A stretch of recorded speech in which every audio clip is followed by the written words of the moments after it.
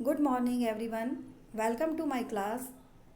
आज हम आर्थिक वनस्पति विज्ञान या इकोनॉमिक बॉटनी में कपास या कॉटन टॉपिक को पढ़ेंगे, जो कि एक प्रकार का फाइबर या रेशे होता है। कॉटन एक प्रकार की नकदी फसल होती है जिसे सफ़ेद सोने के नाम से जाना जाता है। भारत के कई राज्यों में इसकी खेती बहुतायत की जाती है, जैसे महाराष्ट्र, आंध्र प्रदेश, गुजरात ऐसे राज्य हैं जहाँ पर लगभग 60% कॉटन उगाया जाता है। इस टॉपिक में हम कपास की उत्पत्ति, इतिहास, botanical characteristics, climate and soil cultivation, इसकी वैरायटीज़ एंड यूजेस का अध्ययन करेंगे। कॉटन या कपास मालवेसी कुल का सदस्य है। इसका बॉटनिकल नेम गॉसिपियम स्पीशीज़ होता है। Cotton is the most important and the oldest fibre of the world. यह दुनिया का सबसे पुराना फाइबर होता है। It finds reference in ancient Greek and Roman literature. Roman literature में भी इसका रेफरेंस दिया गया है। First point is origin and history.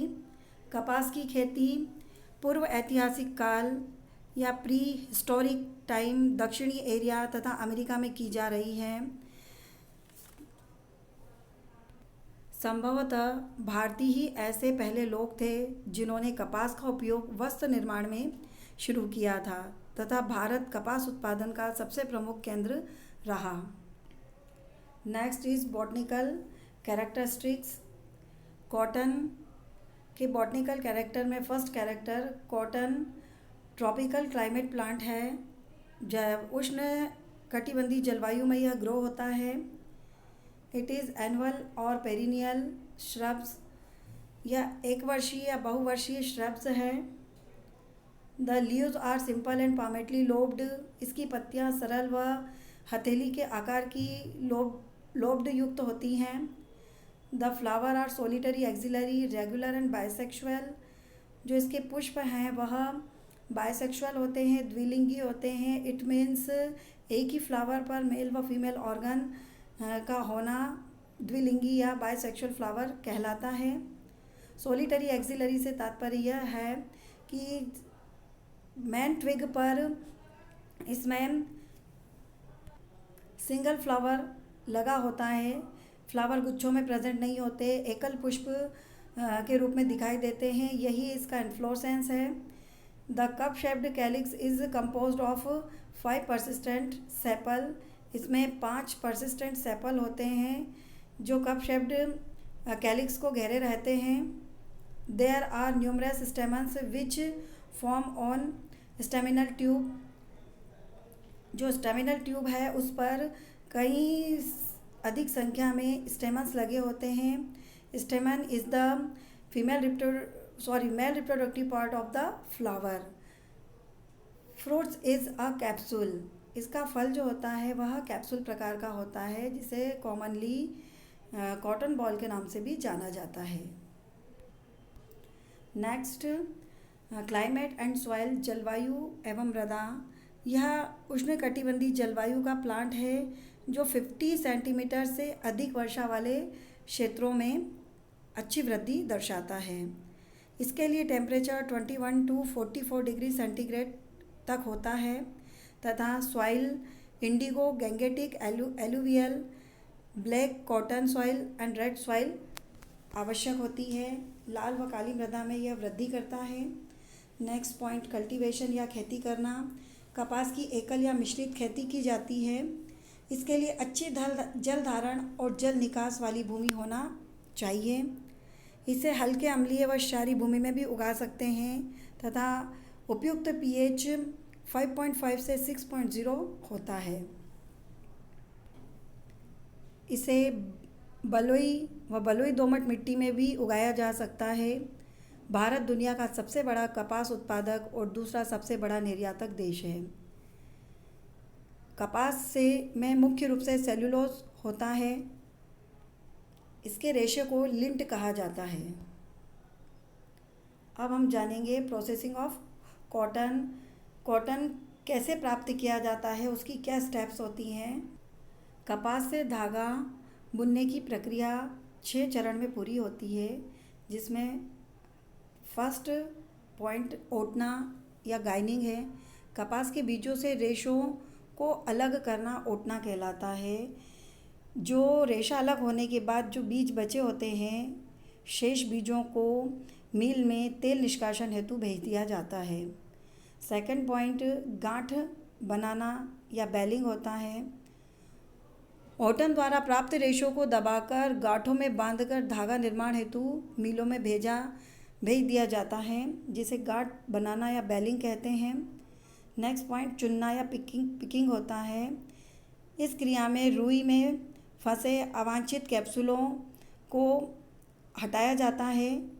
यह कार्य हाथ या मशीन द्वारा भी कर सकते हैं। Next lapping. इस क्रिया के अंतर्गत रेशों को पृथक किया जाता है तथा 3 स्तरों को मिलाकर एक शीट प्रिपेयर की जाती है, जिसे लेप कहते हैं। फिफ्थ पॉइंट धुनाई, कंकतन एंड कर्षण, कार्डिंग, कोम्बिंग एंड ड्राइंग। इस प्रोसेस में सर्वप्रथम हम धुनाई देखते हैं कि कार्डिंग क्या होती है। तो कार्डिंग प्रोसेस में रेशों के गुच्छों को एक एक रेशे से पृथक किया जाता है। इट मीन्स जो रेशों का जो लम्स होता है, उनमें से एक एक रेशों को सेपरेट करने की प्रोसेस कार्डिंग कहलाती है। नेक्स्ट कॉम्बिंग में छोटे छोटे रेशों को अलग किया जाता है। थर्ड प्रोसेस होती है ड्राइंग, जिसमें लंबे रेशों को फैलाकर उनको स्ट्रेट किया जाता है, सीधा किया जाता है। लास्ट पॉइंट है कातना या ट्विस्टिंग। इस प्रोसेस में तकवों की सहायता से पोनियों से धागा बुनने की क्रिया कातना कहलाती है। इन धागों को शंकु के आकार में लपेटकर कपड़ा बुनना हेतु कपड़ा मिल में भेज दिया जाता है। तो इस प्रकार यहाँ पर 6 चरण होते हैं, जिसमें कॉटन की प्रोसेसिंग की जाती है। नेक्स्ट पॉइंट हम देखते हैं उन्नत किस्में, इम्प्रूव्ड वैरायटी कॉटन की क्या हैं। तो कॉटन की कई तरह की वैरायटियाँ प्रचलित हैं, जिनमें से कुछ हैं सुजाता, खंडवा 1, खंडवा 2, G27, भारती, K8 आदि। इसके अलावा आधुनिक वर्षों में कई नई किस्में विकसित की गई हैं, जिनमें बीकानेर नरमा, सुबिन, कंचन, लक्ष्मी, जयाधर आदि हैं। इसके अलावा राजस्थान में कुछ उन्नत किस्में बोई जाती हैं, जिसमें कुछ देशी होती हैं, कुछ अमेरिकन व कुछ हाइब्रिड वैरायटियाँ देखने को मिलती हैं। देशी किस्म में G1, अमेरिकन किस्म में बीकानेरी नरमा और संकर किस्म यदि हम देखें तो इसमें होती हैं वरालक्ष्मी, संकर 4 आदि। ये सब इम्प्रूव्ड वैरायटी हैं कॉटन की, जो बहुत ज़्यादा प्रचलित है। And last point uses of cotton. Cotton के क्या उपयोग हैं। तो कॉटन कई फील्ड में उपयोग में लाया जाता है। इसके लिंट से अकेले या अन्य रेशों के साथ मिलाकर विभिन्न प्रकार के धागे या वस्त्र बनाए जाते हैं। नेक्स्ट पॉइंट, इसके रेशों से गद्दे, रजाई, तकिया आदि भरे जाते हैं। रेशों को अच्छी तरह साफ करके इनकी मोमी परत हटा दी जाती है और एब्जॉर्बेटिव कॉटन तैयार किया जाता है, जो सेल्यूलोज निर्माण में काम आता है। नेक्स्ट पॉइंट, रेशों को टायर, रबर टायर, दरियाँ, गलीचे, रस्सियाँ बनाने में भी काम में लेते हैं। रेशों को कास्टिक सोडा से उपचारित कर मर्सराइज्ड कॉटन तैयार किया जाता है। कपास के बीजों से खाद्य तेल प्राप्त कर लिया जाता है, जिसका उपयोग वेजिटेबल घी के निर्माण में करते हैं तथा साबुन निर्माण भी किया जाता है। नेक्स्ट, तेल निष्कासन के बाद बचा हुआ जो खली होता है, उसे पशुहार तथा उर्वरक के रूप में प्रयोग में लाया जाता है। कपास के सूखे तनों को ईंधन के रूप में प्रयुक्त किया जाता है तथा इसकी लुगदी से कागज बनाया जाता है। कॉटन की जड़ों से अरगट जैसी औषधि प्राप्त होती है, जो कई प्रकार के रोगों के उपचार में काम में लाई जाती है। नेक्स्ट पॉइंट, इसके बीजों को दुधारू पशु को खिलाया जाता है, जिससे पशुओं में दूध देने की क्षमता बढ़ती है तथा दूध में वसा की मात्रा भी बढ़ जाती है। इसकी पत्तियां चारे के रूप में प्रयोग में लाई जाती हैं। तो आज हमने कॉटन या कपास में उसकी खेती कैसे की जाती है, कैसे कॉटन को प्राप्त किया जाता है, उसके यूजेस क्या है, उसकी इम्प्रूव्ड वैरायटी क्या है आदि का अध्ययन किया। Thank you.